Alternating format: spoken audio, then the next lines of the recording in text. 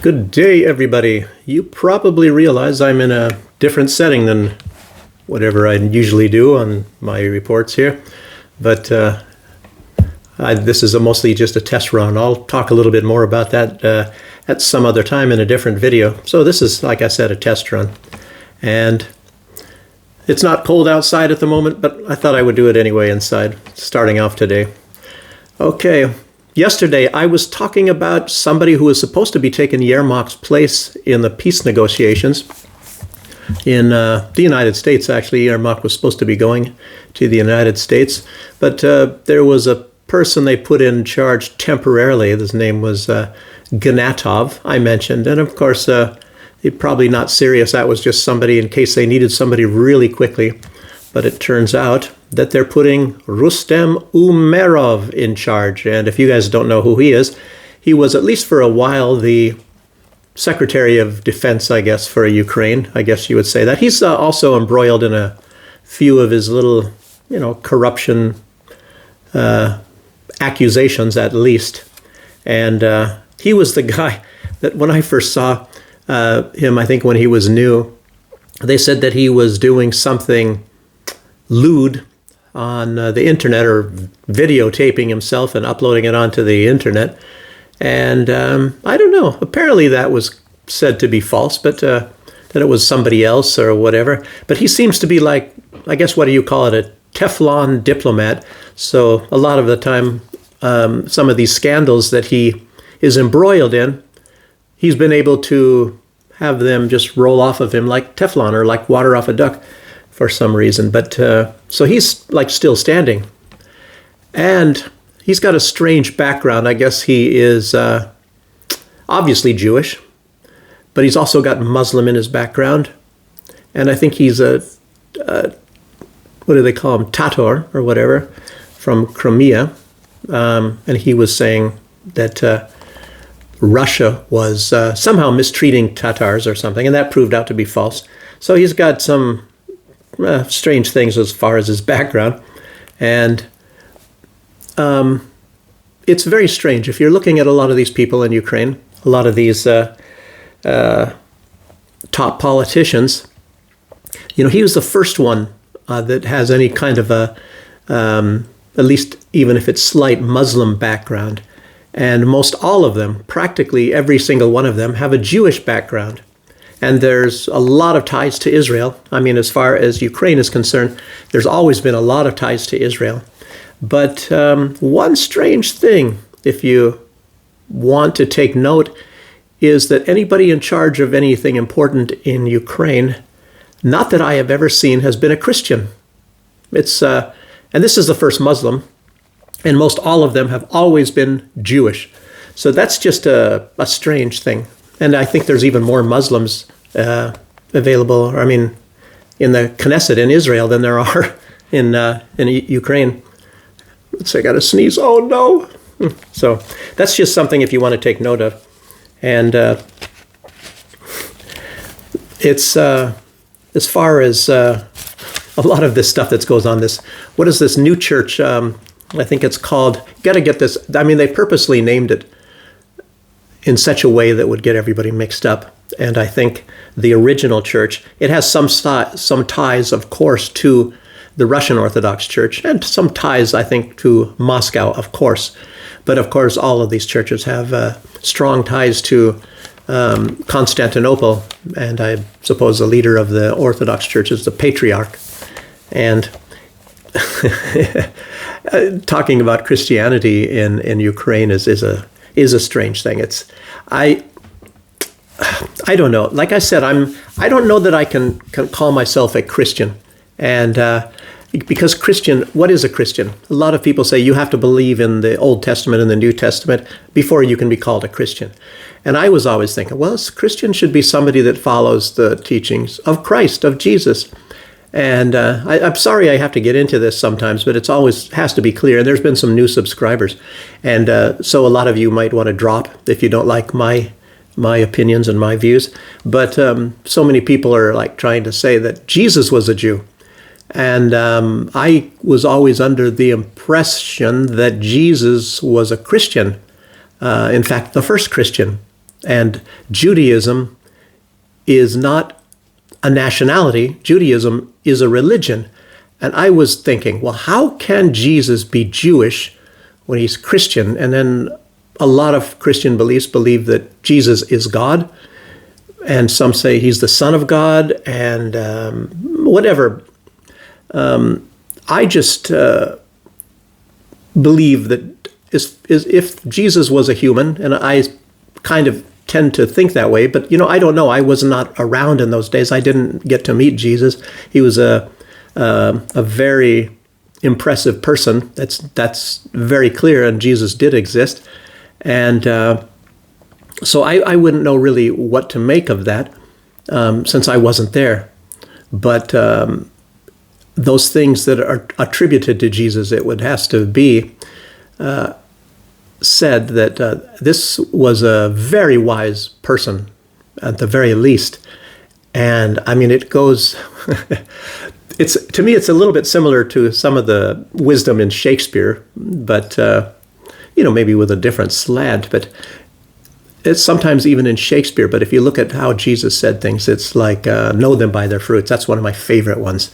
That's how, and then there's some people that say, oh, judge not, lest ye be judged. But if you're trying to figure out if somebody is somebody you want to associate with or not, you will have to judge them. You'll have to judge if you want to associate with them. And that Jesus' advice was, know them by their fruits. So whatever people say in Christianity and things, I only center on some of the things that Jesus said that are irrefutable, things that you cannot misinterpret. And I think Jesus talked in a certain way, like know them by their fruits and things like that, so that nobody can misinterpret that or mistranslate into different languages. So a lot of these things mean the same thing in the same language. So that's just very interesting. But that has nothing to do at the moment with the in my speech a little bit talking about the corruption in Ukraine, except for the fact that these people in Kiev, and this is the Nazis obviously took over. It was the Banderites, and they exerted their influence on the people of Ukraine, which includes all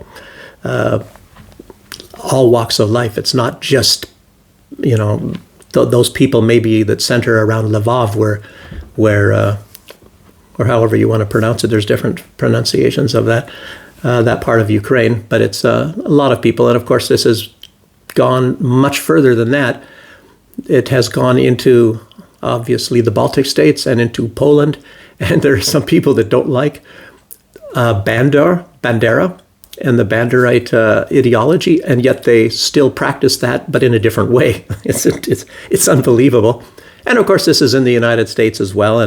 And maybe, I don't know, did it... it's not that it spread to Israel, but those people have a very similar ideology, as you know, and that's very similar to Germany in the 1930s and up till 1945. So I don't know if I should say that on this video, but you guys know what I'm getting at. You've seen enough of my videos. So anyway, who established this church and when? That was I guess it became official when Petro Poroshenko, who was a leader of Ukraine, went with, what is his name? The guy that was in charge of the CIA. I don't think I even wrote it. Why did I forget this guy's name? Oh, Pompeo, Mike Pompeo. He went to somebody in the office of the Patriarch in Constantinople, and they established a different church, a new sort of church, but it's in most effects, as far as how the Orthodox Christians look at it, that is a fake church. So it is I think the original was called the Ukrainian Orthodox Church, and they now named it the Orthodox Church of Ukraine.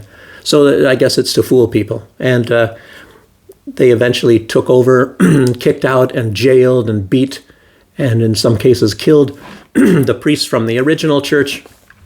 And of course, I guess they're part of having the crime that they are somehow associated with Russia. So there you have that. Okay. And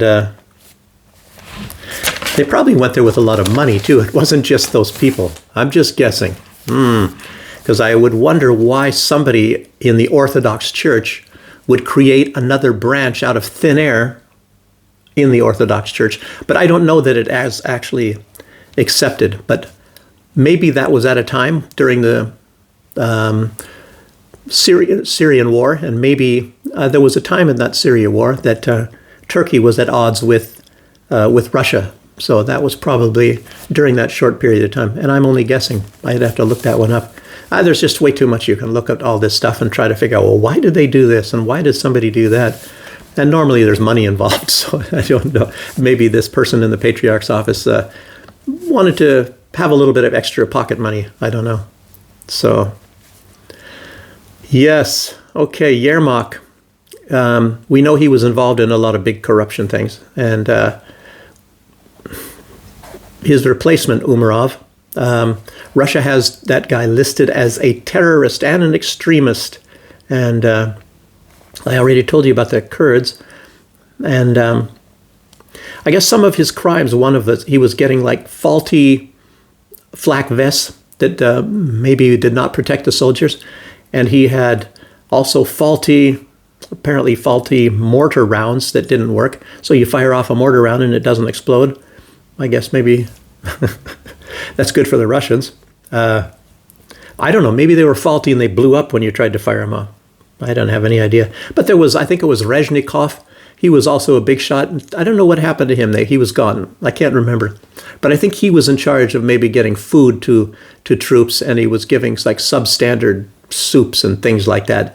And a lot of the money just sort of disappeared. I mean, what a story in Ukraine. I mean, a lot of this money just kind of disappeared. I already told you about this. I think his name is Hanke. He's a economist in the United States, and he figured that it's at a minimum $54 billion at a minimum, and up to $108 billion, which was pilfered, somehow disappeared from American money only in Ukraine. Oh no, who is this? Oh boy, excuse me. Look at this. This is a teddy bear cat. Okay, we got 4 of these, not of these types, but okay, guy, I hope he's going to take no for an answer this time. He's a big boy. Oh, and heavy. Okay. Hope you don't mind. Stay over there, guy. Love our cats. Matter of fact, he kind of matches my sweater a little bit. But anyway, this guy... Okay, you want to stay right there? Okay, this guy also, this new one, Umerov, he says that Ukraine can take back the Crimea from Russia with a little bit of help. And I don't know, they've all said that. Budanov has said that, in charge of the security of Ukraine now still. And I guess Umerov became the Minister of Defense in 2023 up into 2025. And I'm not sure, I saw something that said that he was removed, but I don't know. Is he still the Minister of Defense or not? I don't know. So... And he's also been involved, apparently, or been accused at least of stealing electricity somehow and getting it to some other company, I tell you, Ukraine, I don't have to keep repeating that in every video, but it's synonymous with corruption. You look up corruption in the dictionary and there's a map of Ukraine there. I don't know. Oh, wow. And I guess today, Zelensky is in Paris, and I think Umerov is in Florida. So these guys are flying around. Maybe they're going to stay gone. I don't know. It's a perfect time for a coup d'etat if you have a couple of these guys gone. And who knows? Maybe Yermak, because he's probably a little bit pissed off. You never know. But he said he's going to the front line, apparently in a tweet. Some people are starting to say that might be fake. But people are saying, yes, that was his account. And he hasn't come out and said, that's BS. So who knows? So, put us up there, boy. So a lot of these people, like a lot of the, West, I guess I would say, if they can't win this on their terms, which they can't, or at least win the peace negotiations, I guess then they're going to want to keep it going, obviously, because they're getting a lot of money. And I don't even know if they will accept it if all of their terms were met. What Zelensky wants in the EU. That would be interesting if Russia said, okay, we'll accept everything, all of them. You have 8,000 or 800,000 man army, the largest army in all of Europe by far, and all of these other things. And that would be interesting, and see what these people do. And then they will still want the war to keep going, of course, but that would come later, wouldn't it, fair boy? Okay. Okay, but it makes you wonder then again, who are the men behind the curtain? There's a lot of corporations, and I guess you would say they're mostly American. I would say George Soros is big into that, and so is BlackRock. BlackRock is heavily invested into Ukraine. And if Ukraine loses, I tell you what, you can bet that a lot of those assets are in the eastern part of Ukraine.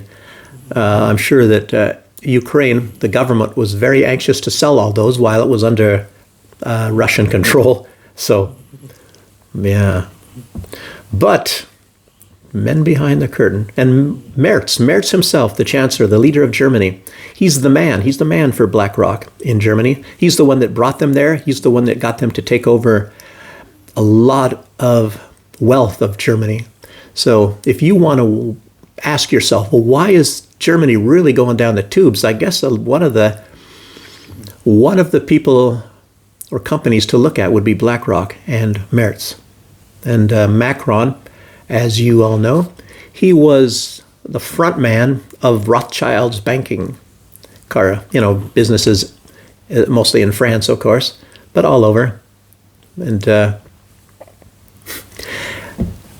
you have to remember, the banks are oftentimes, they're behind the men that are behind the curtain. So if you looked at what was going on, and I mentioned a little bit Syria, well, I mentioned Turkey, but as far as that war is concerned, Turkey was involved with Goldman Sachs, as so was the United States, and a lot of this oil that was leaving Syria was getting pumped out of Syria, and they had big convoys leaving Syria.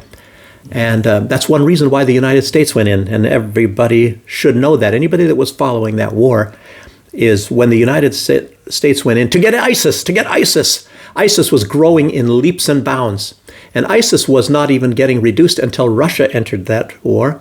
And then Russia bombed one of these convoys, truck after truck after truck leading from Syria and into Turkey. They were stealing, of course, the oil, and it was being laundered through Goldman Sachs banks. And I think the son of Erdogan was involved with that. But when Erdogan shot down a Sukhoi jet anyway, maybe it had crossed the border very slightly into Turkey, and Erdogan shot it down, and he was celebrating and all, and then so all of the Russians stopped going to Turkey to the beaches, so their tourism was almost decimated. And then Erdogan went back on his knees, remember, to Putin and said, okay, let's be friends. So anyway, they had to kind of suck that up. Wow. But there's a lot of banks. You got Barclays, and you've got some Swiss banks, I guess, that are involved in a lot of this. You have Bank of America and Goldman Sachs, I said already, and J.P. Morgan Chase, and there's another big one in England that's involved in a lot of this stealing. But they're always behind the men that are the men behind the curtain. So, yeah. So,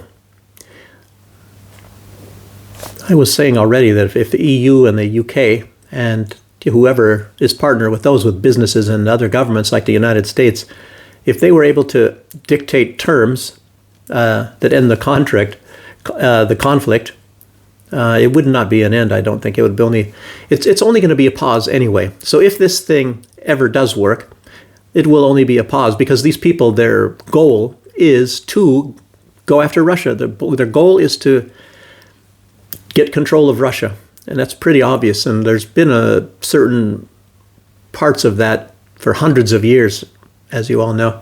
The British were really keen back in when it was against the Ottoman Empire back in, maybe it was at the 1860s in the Crimean War. The British wanted it, and I think at that time the Turks had it for a time, and Russia got it back, and so it's a kind of back and forth, and Turkey even wants it back again. So they're thirsting to get the Crimea. I don't know.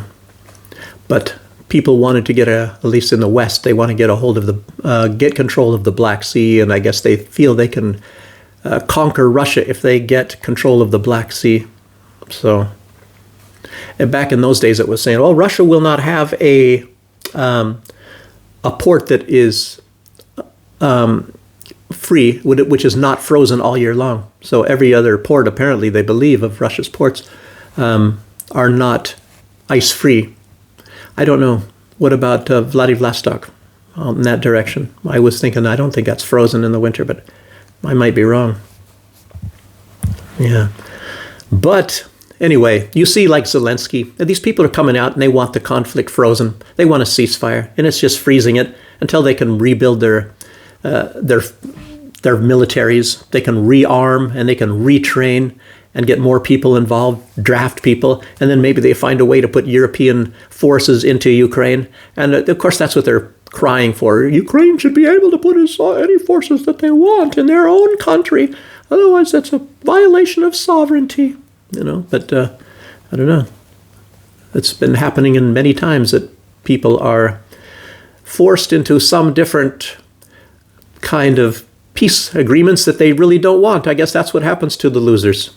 But I guess Zelensky and the EU, they want to come out as the winners even though they lost. That's very strange. And Donald Trump, of course, obviously, you see that he is kind of stepping back from this. And of course, he would love to defeat Russia, but he realizes that that's a fantasy. I guess who said that? Somebody in his own administration said that. Yeah. But anyway, if these people did get some sort of a agreement, if they start to build their forces, you don't think that Russia's not going to start rebuilding their forces? Russia has built a very powerful military machine at the moment. They have fantastic production. They can outproduce all of Europe and the United States combined in their military output, either putting out tanks, which I think are getting obsolete, or many other armaments. And they're still trying. All these countries are still trying to pump Ukraine full. Oh, don't. Why don't you stay right there, boy? Oh, I've got to keep my cat. This cat, calm down. This is the only cat we kind of let do what it wants to do, run all over into this room. The other ones would be running all over the furniture. We have one that climbs up the door jambs. Call it Tarzan. Hey, no, don't do that. Don't. Oh, gosh. I've maybe got to keep the cats out next time. So, the U.S., obviously they want to, Donald Trump, his last Hail Mary is to try to bleed Russia dry. And of course, he wants to defeat the BRICS. You guys all know this stuff. He actually seeks, as you all know, Donald Trump, he seeks to become the master of the universe. He wants to control everything. He's come out and even said as much. So we're just watching all of this stuff. I don't know. I don't think China's going to really let that happen. I don't think Russia will either. And China has far more productive capacity than the United States. So then those people they can go on a roll anytime they want to. Look at all the drones they're putting out. Most all these drones that are being used everywhere, they're with their DJI. They're coming from China. Yeah. Okay. Yeah. Ukraine's in bad shape, and Russia continues to liberate more and more settlements in the Donbas. I say Donbas, and in one part of Donetsk, in the Donbas, Russia has already reached Dnipropetrovsk. If I said that right, I want to train myself to say that word. But that's another oblast. That's not Donetsk or Lugansk or Kherson or Zaporozhye. That is a different one, and they've already reached that far. And I don't know if they want to proceed there or not. But you have civilians even coming there and saying, look, right over here is this part of Ukraine, and here we are to this border. But that does not mean that Russia has taken over the entirety of Donetsk yet, but in one part they have reached a different oblast, which I believe they want to leave with Ukraine. But I guess they still have to stay guard on that area there. Wow. Okay, one of the ships that you probably heard yesterday, the Ukraine and the UK, which are always involved, those two are partners in crime when it comes to the Black Sea. It's called the Virat. It was hit again attacked again. This time, probably a lot more damage, and I don't think any of the crew were injured. But anyway, Ukraine hit it, and UK, of course, they hit it again. And so, yeah, a lot more damage. And, yeah, they're still hitting things, mostly civilian things. And that is a civilian ship. That's not a military ship, by the way. So it's kind of like an escalation. Now they're starting to hit civilian ships, the Ukraine and the UK, of course. I don't know if they hit any, I don't think they hit any ships, any civilian ships before this. But of course, they've been hitting civilian infrastructure, oil infrastructure, and the Nord Stream 1 and 2 themselves were not military projects. And of course, they've hit American oil and gas infrastructure owned by primarily the United States inside of Russia that comes to the ports. And I guess recently they just hit a Kazakh one. I don't know if the United States is invested in that one at all, but they hit that, and now Kazakhstan is going to probably reroute it instead of going to Novorossiysk, which is actually, if you look about it in the Black Sea, that is the port for Krasnodar. And Krasnodar, of course, is a quickly growing city in Russia.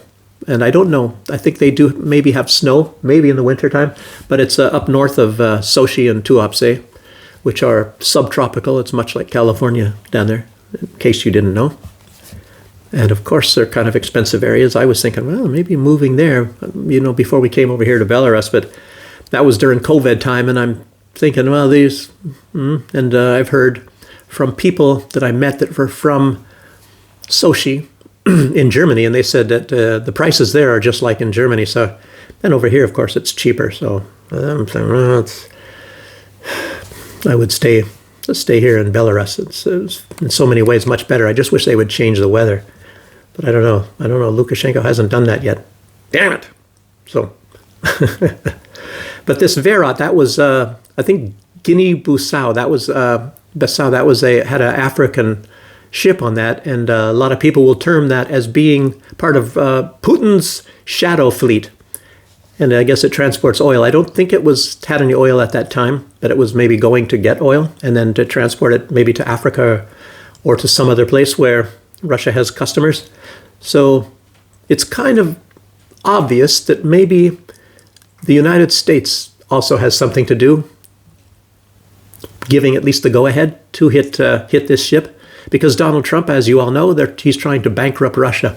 So it looks like they're going to be going after these ships on a regular basis now. So this was twice in 2 days, even though one of them they hit it twice. So any ships that are going to be coming there, I don't know if Russia is going to be looking at trying to reroute the pipeline, maybe to a different source as well. We'll see. But I don't think this is the last of it. So you're going to be probably seeing more hits on civilian oil tankers. And even if maybe they're not Russian, or part of Russia's so-called shadow fleet, that they're going to be hit anyway. It's very much like Donald Trump hitting these drug boats that sometimes turn out to be purely fishing boats.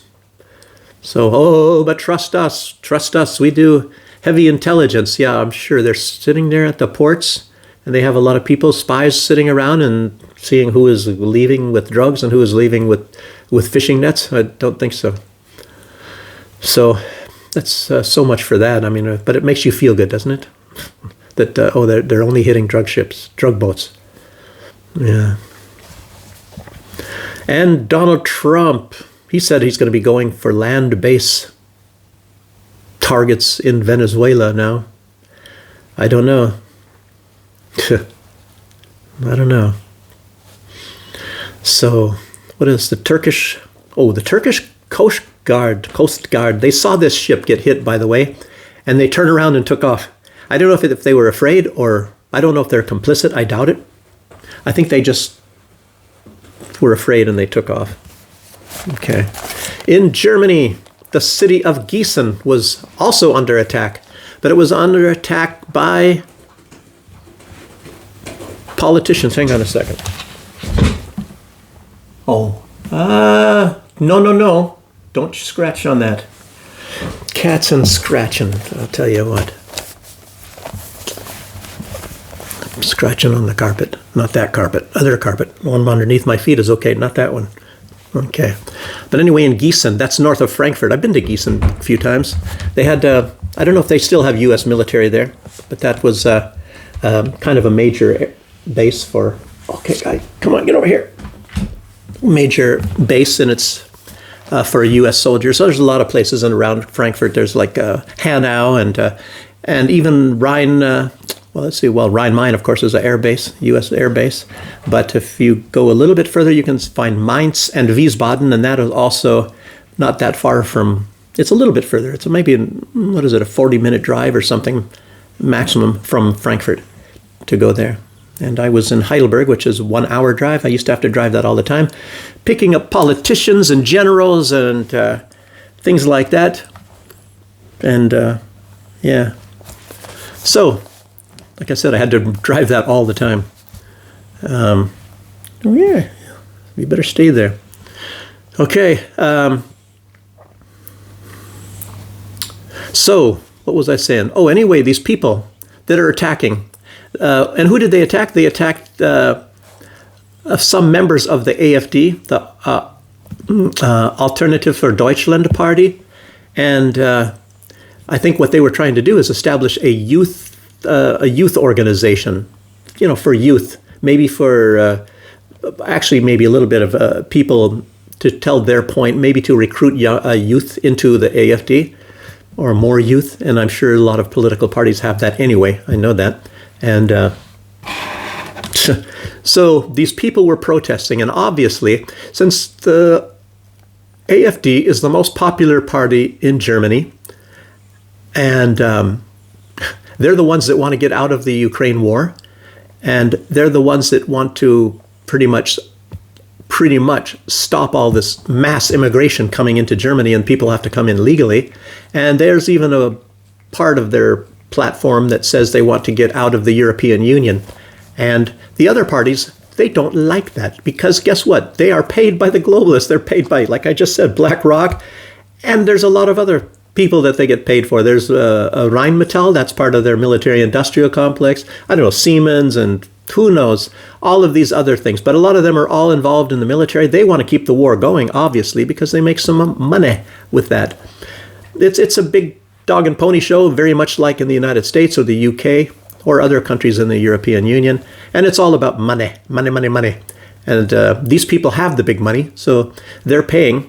And I've seen how this works a lot of time in a lot of these groups.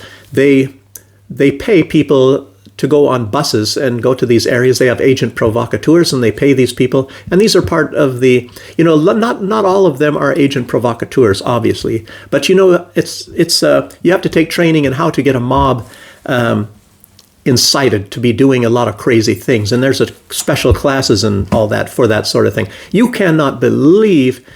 I was in Army intelligence, and it wasn't anything that I had anything to do with, but you hear about these different classes and training and all that. I was involved in some different training, some anti-terrorist training and things like that. But there's a lot of these things and like how to create total chaos, just like 2 or 3 people can create total chaos in a city where you get car accidents and everything going on. And a lot of this happened in Ukraine, obviously, with the Maidan. So that was very few people were doing that. They had snipers on the roof. That is the best way, is with snipers. They did that even in Washington, D.C., I think several years ago. It was a guy and his son. I don't know that because they were black it had anything to do with it. Maybe it did. I don't know. Maybe they were leftists. I have not the faintest idea who these guys were. But anyway, he and his son were sitting in some area looking over the highway, and were taking pot shots at people in cars. So you have all of a sudden a bullet goes through your windshield or something. I don't know how many people, or if any, died, but they created a lot of chaos and things. And that's how that is done. And it's very few people. It works far better than going into some school or a movie theater and start shooting everything up or whatever, or kindergartens or whatever a lot of these people are doing. On medications or however, whatever the deal is. A lot of these people, is even like this Afghan guy that shot these 2 people. He worked for the CIA, I guess. He was, in his last months in Afghanistan before he came over to the United States, he was an asset. I'll just say an asset. He wasn't a CIA agent or anything, but he was an asset of the CIA. And that's been acknowledged. So it's crazy and how these people crack. And what was this MK Ultra? What was this where, and they were drugging people, and a lot of these people, they kind of flipped out. I believe Charles Manson might have been one of the subjects of that. All sort of crazy. I mean, you can't believe all this stuff. And even injecting women, I think it was in Puerto Rico, so that they're infertile and they couldn't have children. And they did that to thousands and thousands of women. And it's like, oh, the list goes on and all this stuff. You don't hear about this, of course, because nobody wants you to remember it or hear about it. And, it's, since you don't hear it very often, it's very easy to forget. And they're just hoping it fades out of history, as you all know. That's how it works. But anyway, this is against the Alternative for Deutschland party, and these other parties, they will combine because they hate the Alternative for Deutschland. And when was that? A couple months ago, there was an election, a local election in, or a state election, I guess you say, in Nordrhein-Westfalen. I guess that's where, I believe that also has Cologne and Münster and a lot of major cities, the Ruhrgebiet, I guess, maybe Essen, a lot of these mega cities. And I believe that's all part of Nordrhein-Westfalen. And so there was a vote coming up, and it's very strange that all within, I think maybe even just a few days, 6 Alternative for Deutschland party members that were running in the election somehow died. And they didn't even question it. The Alternative for Deutschland, maybe they were scared. I don't know really what was going on. I never heard any results of that, but I think it was 6 or 7 of them. I don't know if there was car accidents involved or whatever, or that somehow they just died for some odd reason. And it normally that doesn't happen when that one will die. And now here you have 6 or 7. I mean, nothing strange here. No, just don't worry. Oh, there's nothing to see here. Nothing to see. Pay no attention to the men behind the curtain, I guess. And oh yes. So anyway, as you can probably guess, mass immigration is not popular in Germany, and it's not popular anywhere in Europe or even in the United States for that matter. And money going to Ukraine is also very unpopular these days. And so do you think there would be so many people, and I don't even know how many of these protesters, but they overwhelmed the police. So they were beating on the police. And these people were very violent. And normally when you have these violent protests like this, you know that there's somebody behind there that's paid and trained to be doing this sort of stuff. And obviously, sure, there was some Antifa involved in that. But it's very suspicious. And it's almost certain to me. Well, I know for a fact, but I'm not going to say it as a fact, that, of course, definitely there were other people involved that were paying these people to be doing this stuff. Like I said, it's obvious to me. Yeah, I don't know whatever other evidence you need for that. And it's certainly not grassroots, Oh, yeah, some people from wherever, they just all of a sudden decided they're going to protest, all of them, and at the same time and go to the same place. I don't know. Yes, I don't even know who Antifa is, really. I mean, who pays them? Soros, BlackRock, obviously Soros. Definitely Soros is involved in that. You can just tell by what they do that they're definitely paid by Soros, George Soros. I was thinking George Soros got most of his money from USAID, but I don't know. Apparently other sources, and maybe there's other people picking up the tab if a lot of that stuff was closed down. Oh, boy. And, yeah. But this sort of thing was happening in Belarus, as you all might remember back in 2020, but it's masterful that the government was able to put this down. And a lot of people are now resentful, very resentful to the government in Belarus. And it's like, I don't know. But if you don't put it down, and you don't put it down that way, your government is gone, the country's overrun, and all of these people that were enticed to do the protest, they're going to regret it. They're going to regret it more than anybody else, because they're going to find out what they were wishing for. So you have to be careful what you're wishing for, because you might get it. And those people, wow. Anyway, they don't really know what they've got in Belarus. They should listen to these people that are in Latvia and Lithuania and Poland, and listen to their complaints. And then you have some Belarusians going over there. and they think it's very good over there, but I don't know. I don't think that they do, because most of them say they don't like it. And Lukashenko says that they can come back, but there's some of them that they won't let to come back. Most of them can come back. And I can't remember. There's some stipulations, and it's not really that bad. So I think maybe they just have to behave. That's what that's all about. Yeah. So CIA is normally involved in a lot of these things. There's like at least 16 intelligence agencies. When I was in the Army, not even in intelligence at that time, I met people from other organizations, and they have these strange acronymic names, and they're intelligence agencies. And of course, they have military intelligence agencies. And if I can remember some of these names, one starts with a D. And then anyway, it doesn't. I forgot the names of them, the acronyms or whatever. But those were just military, those that I was just thinking of. I'll think of it at some point in time. But in Belarus, a lot of these CIA organizations were, like such as the Voice of America, Radio Free Europe, and USAID, I believe, was actually working very much in Belarus at that time as well. And both of these, Radio Free Europe and Voice of America, are under this one agency called the U.S. Agency for Global Media, USAGM. And so I looked a little bit on this. Who is this? Because you never hear about this. This is like the Umbrella Corporation in Resident Evil movies or something like that. So they're the umbrella. So they're the ones that are above those people in those media groups, that are mostly there as propaganda outlets to, it's like, what is it, cognitive warfare, as they say, as the word is now, the new word for that is, anyway. And so they have other groups. I was looking at that, and I was thinking, well, what else do these people do? This USAGM, and there's another one, and it is called Office of Cuba Broadcasting. So they're active in Cuba as well. Probably the same thing, doing the same thing. And then there's one called Radio Free Asia.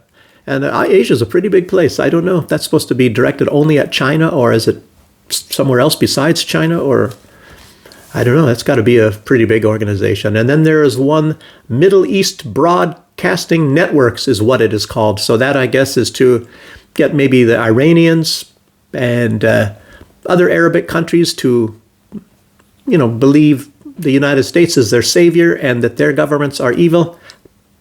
I guess, unless they're puppets.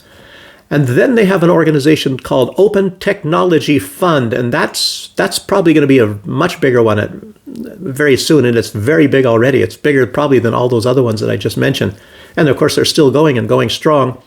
And that's mostly like snooping on people in the internet and doing all sorts of the nastiness, whatever they can do online, and listening in and sabotaging things. So, and they also listen in on expats like myself. So they probably are listening in or reading my messages, things like that. And I think it's very similar to tasks that the NSA was normally doing, and what we're looking at is them doing in the United States, as Edward Snowden had told us. Okay. And yeah, I already talked about this oil attacks that Ukraine is doing. Did I mention that already? Attacking Kazakhstan and all that?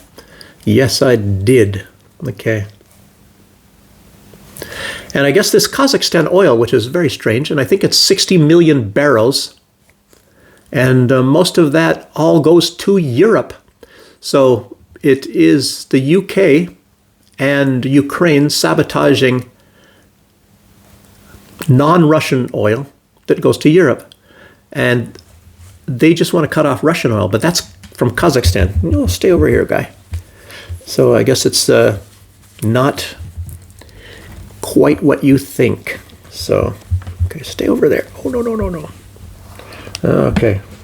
You're pushing to come through here. Oh, man. Show your face, huh? You want to see the people? Look at, you don't see them. They see you. Hey, take a look.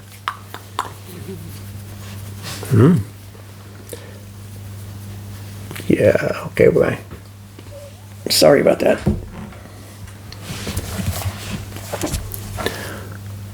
So where was I?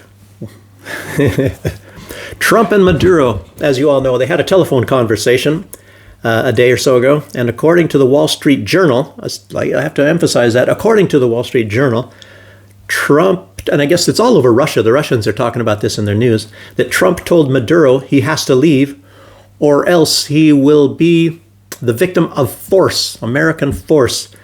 Some people are interpreting it as that he's going to bomb. And of course, they've already set up a no-fly zone, and everybody knows that. So nobody apparently can go in or come out by airplane into Venezuela. So I don't know. I don't know. And I doubt very much that the United States is going to send in ground forces unless it's some sort of a little operation to, and I don't think they're going to send in an operation to kidnap Maduro, I think, because they're going to lose a lot of soldiers if they do that. And of course, they would bomb the place to smithereens first. The United States is normally big into bombing, and they don't care who they kill. It's not like Russia, where they try not to kill any civilians. The United States just calls it collateral damage. Remember, even Trump himself, he bombed Soleimani, the second highest ranking person, so to speak, in Iran, killed him and 16 other people. And Soleimani was trying to achieve peace between Saudi Arabia and Iran, as far as I know, at that time. So they lured him to somewhere in Iraq, and then they, killed him, bombed him. And I guess Iran bombed back, but I don't know. It's very uncertain what the results of that bombing was.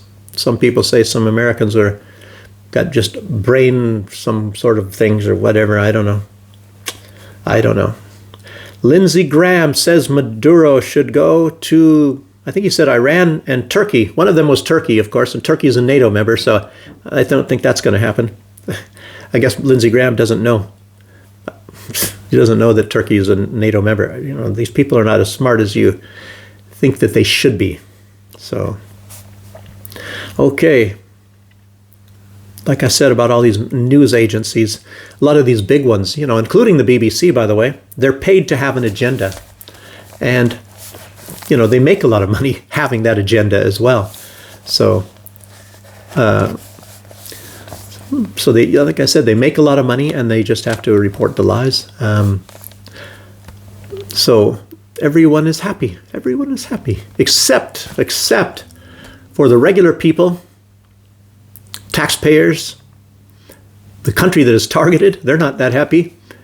And anyway, whoever is a tool of some sort, to take your tax money, those that are the victims of collateral damage, and anyway, small taxpayers. And I guess everybody pays the tax when it comes to this military hits, from the United States or any of these Western countries. We're paying tax, through the fact that the United States has a world reserve currency. So we're having a lot of fun with that, aren't we?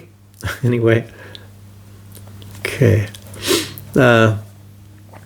Kirill Dmitriev, he wrote something recently, and it actually sums up, and this is about all I have to say. This is about the end of what I'm going to be talking about. But this sums up pretty much a lot of information I put out in this video. And his words, these are his words. He put it, I guess you call it a tweet still, or a truth, or I don't know, wherever he put it. Maybe he put it on, I think he put it on X. So I guess that's, I don't know, what is it? It's not a tweet. I don't know. So, but anyway, his message was, and he started off, he said, important point. Globalist NGOs, U.S. aid, Western government and intelligence agencies, and defense contractors build a for-weapons profit brainwashing machine, not just legacy media, but thousands of trained anti-Russian pro-war pundits. They're hysterical because peace means their funding dries up. So he's basically saying that this big push is mainly just to keep the war going, and it probably is. I think even what I was alluding to is even if they got their way, I think they would still want this war to keep going. And they're making a lot of money. And Zelensky, like I said, there was something online and said, oh, he's estimated to have $2.5 million.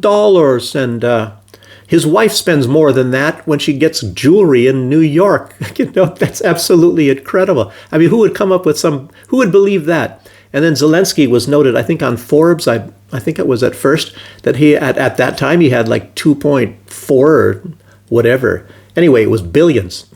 It was somewhere in the billions. And then I think, I don't know, it was less than a year after that, people were saying he had $5 billion. So he had doubled his fortune. He had doubled his fortune in a very short time. And people were even suspecting, but of course they were putting the brakes. They put the brakes on even after the first time, after it was reported that he had, whatever, 2.5, 2.7, I don't know, 2 point something, billion here, billion there, who cares? But anyway, he had that large amount of money, and then when somebody was reporting that he had 5 billion, then it's like, we got to put a stop to that. We got to stop this reporting. We got to hide everything. And I think I put a link yesterday in. There was a nice lady from Ukraine, and she's more up on this corruption, but she's also broadcasting from Kharkiv, very much like Gonzalo Lira, and that I had just made friends with just before he was nabbed, unfortunately. And then I was getting these strange messages from him, and I said, well, why is he asking me for money? And all, things like that. And obviously that was when they took his phone, his devices, and they were, these guards that had him in jail at that time, they were putting this stuff and trying to, maybe looking at his friends and trying to get money out of them and things like that, anybody he was communicating with. Oh, gosh. But anyhow, this lady, and she should send me her name. If she sees this video, she can write her name, because I saw her name on, and I don't know if I could pronounce it even properly. That's why I didn't remember it. But you'd have to look on my site, and I put a link in there, and she was talking about the corruption of Ukraine, and she also mentioned another link that goes into far more detail about the corruption. And I'm thinking maybe she even put this out before a lot of the stuff was breaking. So this was, I mean, the corruption there is absolutely stupendous. I'm surprised that the people in Ukraine could even make a living with all the money getting stolen. And money that was supposed to be earmarked to put up defenses against Russians coming, that was even stolen, so they didn't even put the defensive lines up in a lot of places. So that is really suspicious there. And I don't know, that people reported that, and I don't even know if Zelensky put any punishment on anybody that was supposed to be building these defensive lines. So very strange. But like I said, it's I hope this lady doesn't come into any problems like Gonzalo Lira did. So, and she doesn't have as much chance of getting protected, because right now, if it happened to Gonzalo Lira now and Donald Trump is there and it was an American citizen, I think that Donald Trump would maybe, because Gonzalo Lira was he was known very well, and Donald Trump probably would have, stuck his finger in there. And I think Anthony Blinken did get mixed up with that a little bit, but he didn't do anything. And it's like almost he approved of Gonzalo Lira getting killed, and he died from getting hit in the chest very many times, and his lungs, I think, had big problems because they kept, and he even mentioned that. I remember he put a video out, and he said when they had him in these jails in Kharkiv, that they kept punching him. He said it hurt really bad. They kept punching him in the chest. And apparently maybe those people knew that, so they were punching him in the chest again. I don't know if he got pneumonia or whatever, but he probably died a painful death, unfortunately. And the United States government at that time did nothing for him. So just letting you know that. So, and I don't know, maybe you should subscribe to that lady and maybe keep watching her. She only put out one video like that, I believe, but I think she was actually pretty good. She could probably do a lot of good reports, but I don't know. I'm not going to tell anybody to take a risk and go too far in exposing stuff that goes on in Ukraine, because we don't want to see a repeat of a Gonzalo Lira sort of a deal. Okay, but yes, but anyway, Kirill Dmitriev, he told us a lot right there on that in that tweet. And so anyway, in case you wonder why Friedrich Merz, the German leader, has just a few days ago decided he will he recently said he's going to increase the money that he had allocated to Ukraine. It was 8 billion. 8 billion. I mean, look at these guys. They find out about this corruption and then they double down and send even more money. They said, well, a lot of it is getting stolen. So therefore, to offset that, we have to increase the money that we take from our people out of their pockets and send that to Ukraine. Because we all stand with Ukraine. And I'm sure all of our people, they want their money not to go to them, but to go to Ukraine, to all of the rich oligarchs that need more Rolls Royce and they need more, more luxury housing and apartments and businesses, casinos, wineries and things like that. So anyway, he increased it from 8 billion to 11 billion. Wow. Makes you wonder, where does Friedrich Merz, leader of Germany, where does his loyalties lie? Where does his loyalty lie if he is sending all that money, taking it from his own taxpayers and sending it to Ukraine? I mean, just thinking, just wondering. So anyway, people, so it's nearly an hour, and I hope you enjoyed the video, and I hope the setting is okay. And I'll be talking about that a little bit more. I got this bright light in front of me now, but I'll talk more about that in the future. And hopefully I'll maybe doing a coffee video. I have to look. It's probably things on different, like an old computer hard drive and stuff, trying to find photos and maybe little bits of video footage, even though I don't know if maybe none of them practically have me in it, maybe one or two. But anyway, I'll try to put that together at some point in time. I know Ben, I'll try to do it. Okay. And Uta yesterday, she said something. She wanted to, she liked the coffee information. And so if I put that video out, I'm surprised a lot of people would like that. I love doing coffee. I hope that somebody from Belarusian government comes and knocks on my door tomorrow and says, hey, you can do coffee. Well, we have growing links with Africa. Would you consider growing coffee in Africa to benefit Belarus and Africa at the same time? I'll say, well, yeah, it's a hard decision, but I'll go. Okay. Except I got 4 cats. That's the worst part about it. What are you going to do with the cats? I could take them, but I don't know if they would want to pay their transportation, go to Africa. Okay, everybody. Thanks for joining me, and I'll see you next time. Bye-bye.